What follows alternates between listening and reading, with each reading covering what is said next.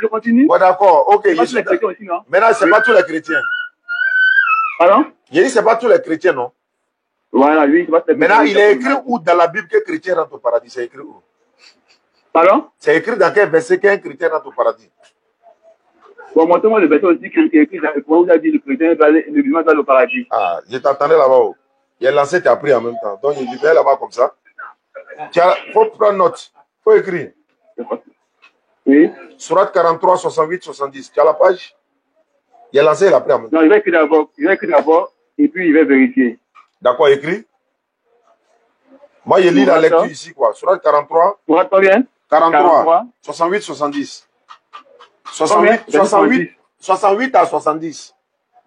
68 à 70. Jusqu'à 70. Oui. Je vais lire, tu vas entendre. Allons-y. Verset comme ça, là, similaire, là, tu ne peux pas trouver ça dans la Bible. Si tu ne trouves pas dans la Bible, il va te poser une question là-dessus. Sourate 43, 68. Oh, mes serviteurs, vous ne devez avoir aucune crainte aujourd'hui. Vous ne serez point affligés. Ceux qui croient... Reprenez. Oh, mes serviteurs. Oui. Vous ne devez avoir aucune crainte aujourd'hui. Oui. Vous ne serez point affligés. Oui. Ceux qui croient en nos signes et puis ils sont musulmans. Entrez au paradis, vous et vos épouses, vous y serez fêtés.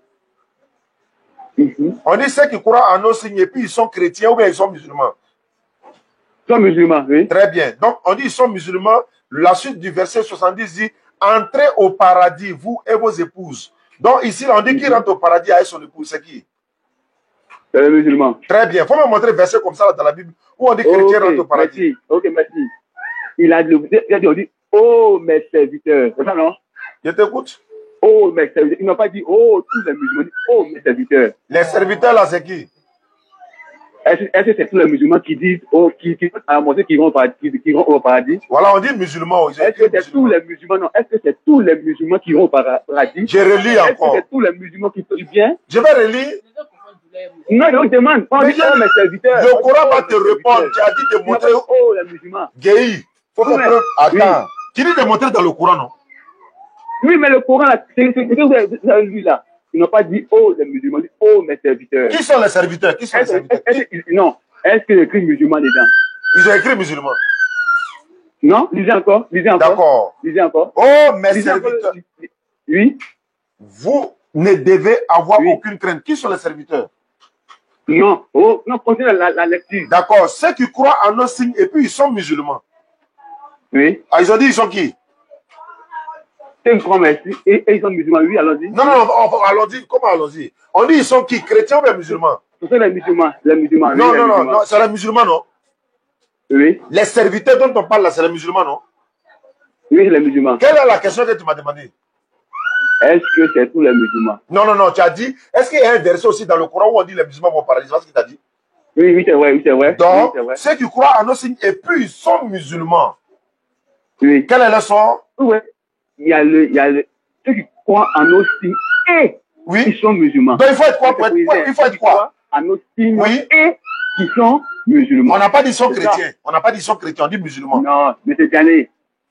Donc la condition c'est quoi? La condition c'est quoi? Oui. Et qui sont musulmans. Quelle est la condition? Quelle est la condition? Ce qui veut dire que les vendredis, ce n'est pas tous ceux qui portent le boubou. On ne parle pas de boubou. C'est pas boubou qui est écrit ici, on dit musulman. Il ne faut pas détourner la parole. Guéhi. Il faut te calmer là. Tu as vu non? Vous êtes là.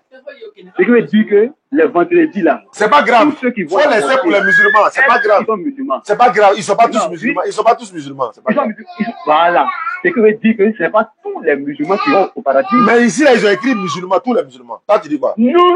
Non, c'est pas écrit tous les musulmans. On dit quoi? C'est ceux qui croient en nos signes et puis qui sont musulmans. Maintenant, ça veut dire quoi? Ça veut dire quoi? Il y a un et qui est là. Ça veut dire quoi? Ça veut dire quoi? Ça veut dire quoi?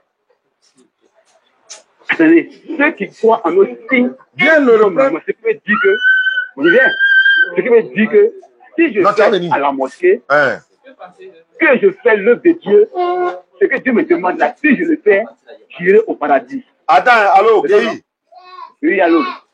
Comme il y a quelqu'un ici, là, lui il parle français, c'est-à-dire, lui il parle la langue des Molières. Comme tu es conjugué là, Il va venir conjuguer avec toi. Attends. Moi, je parle en train de vous dire en mode de la lecture. Bon, attends, il est bien, ne quitte pas. Oui. Tu es là, non? D'accord. Ne quitte pas. Je suis là. On va parler français, mais. Oui, allô? Ouais, ne quitte pas. D'accord. Ah, Gay Richard. Oui, Gay. Non, Gay Paten. Ah, Gay Paten. C'est ça. Gay. Ici, dans le verset, là, il y a un connecteur logique. Oui. Il dit, oh mes serviteurs. Oui. D'abord, il donne ici les caractéristiques de ceux à qui il va s'adresser. Oui, oui. Ça fait 1. Il dit ceux qui croient en nos signes. Oui. Il continue encore leur description. Oui. Et le et ici est une conjonction de coordination. C'est un connecteur logique. Donc, toujours la suite. Oui. Il dit et sont musulmans. Et le ce qui est utilisé ici est démonstratif. Oui.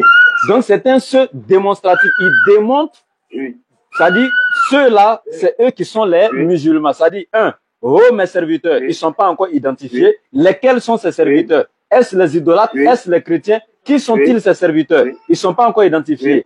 Et il dit qu'ils croient en nos signes. Il continue. Maintenant, il va les nommer. Le ceux-là, c'est démonstratif. Et le et est une conjonction de coordination. Il va maintenant démontrer que ce sont les musulmans. Il va dire, et sont musulmans. Oui. Et le son ici, là, on sait que c'est le verbe être. Et le verbe être est un verbe d'état. Donc, il donne maintenant leur état, leur nature. Et sont musulmans. Il dit entrer au paradis. Est-ce qu'ici, il t'a dit c'était une partie? Ok. D'accord. Je reviens encore à la question. Bon, au verset. Oh, mes serviteurs. Oui. Ceux qui croient en nos signes. Ok, attends. Allons doucement. Allons doucement. Tu vas comprendre français. Allons doucement. Tu vas comprendre français. Reprends. Allons ensemble. Tu vas comprendre français. Oh, mais. Répondez à ma question d'abord. On va comprendre le verset. Oh, mais. Il faut reprendre. Tu vas comprendre. Je demande. Tous ceux qui vont à la mosquée le vendredi. Est-ce que c'est de tout cela que Dieu parle? C'est ceux-là lorsqu'ils vont au paradis? Maintenant, avant de répondre à cette question, je vais répondre facilement comme ça. Mais avant de répondre à cette question-là, moi, si je m'assois ici, la problématique que tu as mise là, il faut que tu reconnaisses que tu as fait erreur en français. Donc, reviens là. Il dit, oh, mes serviteurs. C'est ça, non? Oui, mes serviteurs, oui. La suite, et puis il a dit quoi? Il a dit, attends, et quand il a dit mes serviteurs, est-ce qu'ils sont identifiés? Non, quand il parle de mes serviteurs. Est-ce qu'ils sont identifiés? C'est pas défini, n'est-ce pas? C'est indéfini d'abord. Oh, mes serviteurs, c'est indéfini, n'est-ce pas? Oui. Ok, maintenant il a ajouté quoi? La suite. Continue. Non, toi, faut dire la suite là, il a dit quoi?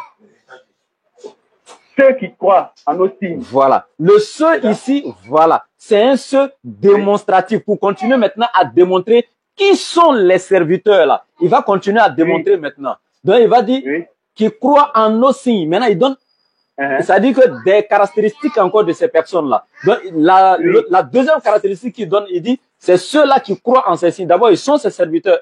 Deuxièmement, ils croient en ces signes. Mais qui sont-ils? Il va continuer encore. Oui, il va dire quoi? Il va dire quoi? Et sont musulmans. Donc, c'est la suite. C'est un connecteur logique. C'est une conjonction de coordination. Il va les identifier maintenant. Il va dire, et sont musulmans.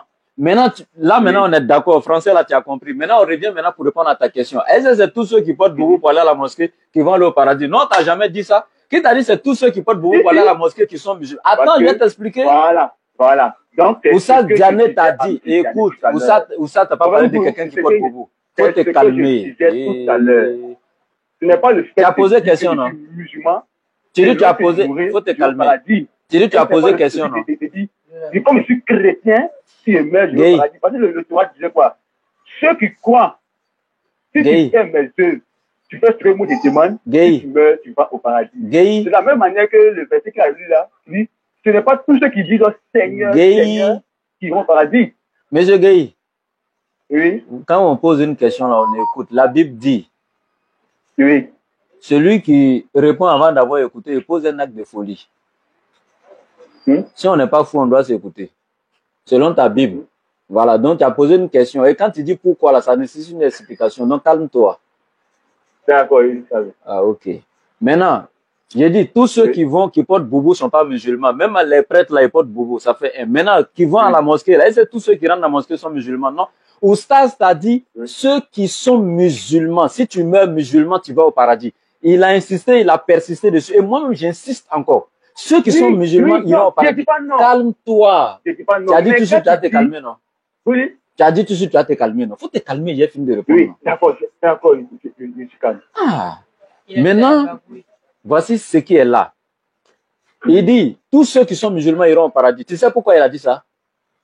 Pourquoi? Voilà. Parce que chez nous, en islam, là, nous, on s'est fait la part des choses. Oui. Quand on dit musulman, c'est défini par celui ou celle qui est soumis ou soumise totalement à la volonté de Dieu. Donc, celui qui est soumis, calme-toi, il est fini. D'accord avec ça. Faut te calmer, j'ai fini, non? Non, oui, non, je suis d'accord. Ben, voilà, mais calme-toi. Maintenant, ceux qui portent boubou, attends. Maintenant, quand tu es soumis à la volonté de Dieu, c'est là qu'on t'appelle musulman. Maintenant, si tu vois quelqu'un qui porte boubou et puis qui suit les gens pour aller à la mosquée, et puis lui, il vole, il tue, il adore fétiche, il se cache pour faire du n'importe quoi là. Lui, on l'appelle pas musulman. Lui, c'est un monafik en islam, c'est un hypocrite.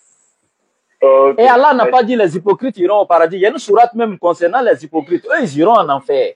Et dans le plus bas de tous les enfers. Voilà, donc tous les musulmans iront au paradis. Maintenant, la question d'Oustaz était simple. Et où il est écrit, hein? Et on dit même pas tous les chrétiens, hein? Tu as compris, non? Mais il y a un échantillon de chrétiens là. Montre un verset où on dit il y a un échantillon de chrétiens qui ira au paradis. Quand vous dites un échantillon de chrétiens, ça veut dire que aucun chrétien n'ira au paradis. Et j'assume, il n'y a aucun qui ira. Si tu as une preuve, il faut montrer. Échantillon même de chrétiens. Bon, il faut donner la preuve. Quand on n'est pas d'accord, on donne preuve. Quand on n'est pas d'accord, on donne preuve. Non, gay. Quand on n'est pas d'accord, on donne preuve. Donnez le verset qui dit aucun chrétien n'ira au paradis. Et il y a donne verset pour dire il y a un échantillon qui ira au paradis. Non. Moi, je ne maîtrise pas la Bible. Hein. C'est vous qui maîtrisez. Ok, bon, je te donne l'enseignement. Aucun chrétien n'ira au paradis. Mais fallait commencer par ça. Maintenant, tu sais que l'élève là, il écoute le professeur. Si tu reconnais maintenant que tu connais pas non, j'ai écouté. Vous m'avez dit, et j'ai posé une question. Donc, vous m'avez dit qu'aucun chrétien n'ira au paradis. J'avais dit oui. Donc, je vous demande, montrez-moi le verset qui nous montre. J'étais malade là, je suis guéri comme ça. C'est ça là qui me manquait. Ok, je t'explique. Où chrétien ne va pas au paradis, là, je vais t'expliquer. Montre-moi le verset. C'est ça, je vais te donner là, ou bien? D'accord. Ok. Le chrétien est défini par quoi? Non, on veut le verset d'abord, puis on va continuer. C'est verset, je vais te donner là maintenant. Comment tu peux commencer à construire une maison depuis le toit? C'est au sous Barcelone, on commence. Chrétien là, ça se définit. Si tu ne connais pas la définition de chrétien, tu peux. Mon frère. Les écrits. C'est écrit, je suis en train de finir. Aucun chrétien n'ira au paradis. Parce que, non, tu sais pourquoi? Parce que, il n'y a aucun verset dans la Bible. C'est-à-dire, la preuve, absence de preuve n'est pas preuve d'absence. Hein. Écoute, absence de preuve n'est pas preuve d'absence. Écoute. Ces versets, je vais te donner là. Faut te calmer. Tu n'as même pas compris même. Attends. Non, je ne maîtrise pas la Bible. C'est vous qui la maîtrisez. Laisse-moi terminer phrase là. J'ai dit, il n'y a aucun verset dans la Bible qui dit que chrétien ira au paradis. Ça n'existe pas. Oui. Depuis la Genèse jusqu'à l'Apocalypse, la Bible fait 31 000 versets. Ça n'existe pas. Ça fait 1. Deuxièmement, le chrétien maintenant se définit par quoi? C'est ce que je vais te donner. D'abord, le chrétien ne reflète pas Jésus-Christ lui-même. Parce que le mot chrétien a été donné par les païens. Ce qui vient des païens ne peut pas être salvateur pour les hommes de Dieu, parce que Dieu ne peut pas être le créateur de toutes choses. Ça dit, Dieu ne peut pas, par ricochet, interdire le polythéisme. Dieu ne peut pas rejeter les païens. Et puis, ce sont les païens qui vont vous donner le fondement même de la religion de Dieu. Ça, c'est impossible. Le mot chrétien a vu jour dans Actes des Apôtres, chapitre 11, 26, à Antioche, par les serviteurs de la déesse Astarté, ses adorateurs. Ça fait 1. 2. Troisièmement, le chrétien se définit par quoi? Celui qui croit en la mort expiatoire de Jésus-Christ. Parce que Paul vous a dit dans le livre de Corinthiens, si Christ n'est pas mort, votre foi est vaine. C'est-à-dire vous ne tenez sur rien. Donc la base du christianisme même, c'est la mort de Jésus sur la croix. Maintenant, voici pourquoi nous disons que le chrétien n'ira pas au paradis. On va te donner la parole de Jésus-Christ lui-même. Dans Jean chapitre 8, verset 40. Jésus dit aux scribes et aux pharisiens. Jean chapitre 8, verset 40. Jacques, hein? Jean chapitre 8, verset 40. Jean verset 8. Jean chapitre 8. Jean chapitre 8. Mon téléphone. Je cherche Jean d'abord. Oui, cherchez. Jean chapitre 8, verset 40. Ah, tu m'as guéri la nuit là. Tu m'as bien dormi. Jean chapitre 8, verset 40. Oui. Jésus dit, parlant des scribes et les pharisiens, oui. Il dit, maintenant vous cherchez à me faire mourir. Moi, en tant qu'un être humain, je vous ai dit la vérité que j'ai entendue de Dieu. Et en tant qu'un être humain, là, tu verras ça dans la version Bible, Louis II 21. C'est là qu'il a dit, moi, en tant qu'un être humain, je vous ai dit la vérité que j'ai entendue de Dieu. Cela, Abraham ne l'a pas fait. Au verset 41, il dit, vous agissez comme votre père. Et les scribes et les pharisiens vont répondre à Jésus. Il lui dit, nous ne sommes pas des enfants illégitimes. Nous avons un seul père qui est Dieu. Jésus reprend et il répond. Il leur dit encore, si Dieu était votre père, vous m'aimeriez, car c'est de Dieu que je suis sorti et c'est de sa part que je viens. Je ne suis pas venu de moi-même, mais c'est au contraire Dieu qui m'a envoyé. Pourquoi ne comprenez-vous pas mon langage?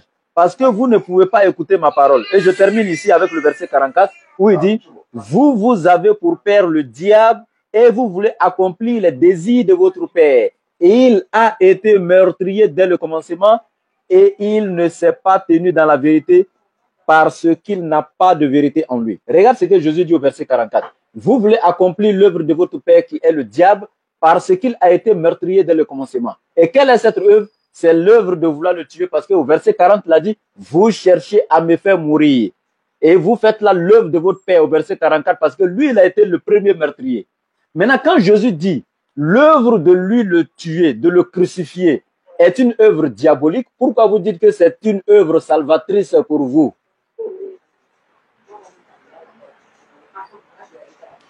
Tu ne parles plus? Non, je comprends. Ah, vous me posez une question. Hein, oui, je t'écoute. Moi, chez moi, je suivais la lecture. Hein? Tu suivais la lecture, donc tu n'as rien à dire? Oui. Ah, d'accord, il n'y a pas de souci. Donc, il n'y a pas de problème. Donc, tout celui qui croit que Jésus est mort pour pardonner ses péchés, c'est déjà un égaré. Et un égaré ne va pas aller dans le paradis de Dieu. Ça fait un. Donc, Jésus dit, le tuer lui là, c'est une œuvre satanique.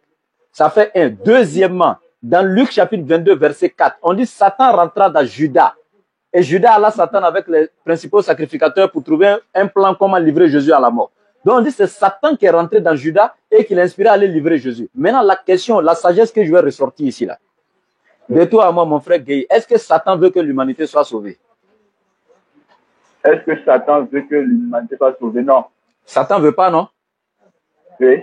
Maintenant, si c'est la mort de Jésus qui devait sauver l'humanité, est-ce que Satan allait aller inspirer Judas à aller livrer Jésus à la mort, sachant que si Jésus est livré à la mort, c'est ce qui va sauver l'humanité? Est-ce que Satan allait être à la base de cet acte-là? Reprenez, vous dites? La Bible dit que c'est Satan qui a inspiré Judas dans Luc 22, 4, c'est ça, non? Oui. Ok, Jésus même a confirmé dans Jean 8, 40 que c'est l'œuvre de Satan, non? Oui. Maintenant, si Satan pensait que la mort de Jésus, c'est ce qui allait sauver l'humanité, alors que Satan ne veut pas que l'humanité soit sauvée, est-ce que Satan allait accepter de pousser les gens à aller tuer Jésus? Non. Voilà. Maintenant, Satan même allait le protéger, il ne faut pas qu'il va mourir parce que sachant que s'il meurt et puis les gens croient qu'ils vont être sauvés. Or, Satan ne veut pas que les gens soient sauvés. Donc, pourquoi Satan va rentrer dans quelque chose qui va donner le salut aux êtres humains? Quand il dit ça aux chrétiens, tu sais ce qu'ils disent? Que non, quand il dit ça aux pasteurs, là, tu sais ce qu'ils disent? Ils disent que non, en fait, Dieu a utilisé Satan là comme un de ses serviteurs. Donc, Satan devient serviteur de Dieu ici. Depuis quand Satan est serviteur de Dieu? Bon, moi, je vais parler par 4 chemins. Jésus l'a dit clairement dans Matthieu 26, 24. Et il dit, malheur à celui par qui le Fils de l'homme sera mis à mort. Mais on voudrait pour lui qu'il ne soit même pas né. Donc, Jésus dit, il refute encore, c'est-à-dire le fait de vouloir le tuer avec la dernière énergie. Il dit même malheur à celui qui va le livrer à la mort. Et puis dans Jean 19, 11, devant Pilate, il va dire, voilà que celui qui me livre à toi a commis un plus grand péché. Non seulement il ne dit pas un péché, il ne dit pas un grand péché, il utilise même le superlatif. Un plus grand péché. Maintenant, si pour vous, c'est Dieu qui a livré son fils à la mort, c'est que c'est Dieu qui a commis le plus grand péché. Si c'est le fils lui-même qui s'est livré, c'est que c'est lui qui a commis le plus grand péché. Parce qu'il a dit, celui qui me livre à la mort a commis un plus grand péché. Et vous dites que c'est Dieu qui a livré son fils à la mort. Donc Dieu a commis un plus grand péché selon le fils lui-même? Non. Étant sur la croix, il va dire, Père, pardonne-leur car ils ne savent pas ce qu'ils font. Mais si c'était une bonne chose de crucifier Jésus, est-ce qu'il allait dire pardonne-leur? On ne pardonne pas une bonne action. Au contraire, on encourage. En fait, on peut te donner des tonnes de versets pour te dire que celui qui croit à la mort de Jésus n'ira pas au paradis. Et c'est la base du christianisme, donc par ricochet, aucun chrétien ne verra le seuil même du paradis. Je ne suis pas d'accord avec vous. D'accord, donc tu donnes tes preuves. Moi, il a donné pour moi. Je ne suis pas d'accord. Moi, je ne suis pas. Je ne maîtrise pas la Bible. Je vais prendre le temps de chercher des versets aussi. D'accord, il faut chercher. Aussi. Moi, j'ai fini. Aucun chrétien n'ira au paradis. C'est fort, hein, ça. 07. 225 07 09 01 93 47. C'est oui. 225 07 09 01 93 47. Diane, faut venir prendre ton guéhi. Merci de regarder cette vidéo.